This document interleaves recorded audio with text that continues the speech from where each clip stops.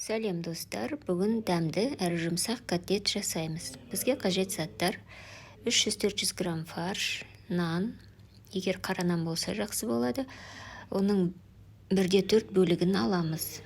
Бір пияздың жартысын блендермен ұсақтап аламыз.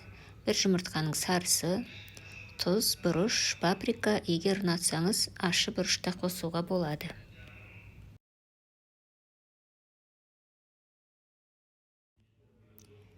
Нанды суға матырып, жақсылап жібітеміз, содан кейін жақсылап әбден сығып аламыз. Енді барлығын фаршқа қосамыз, қолмен мыжып араластырамыз. Ыдыстың түбіне осы дайын фаршымызды ұрып жұмсартамыз. Өйткені ұрған кезде фарш жұмсарады, жақсы бір-бірімен ұсталып піскен кезде формасында жақсы ұстайтын болады.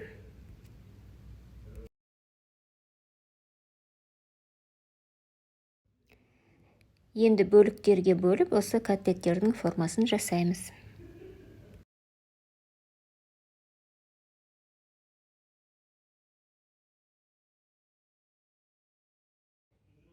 Табаға майды құйып, котлеттерімізді ұнға аударып, екі жағынан да сәл ұрыштаймыз, майға салып қуырамыз.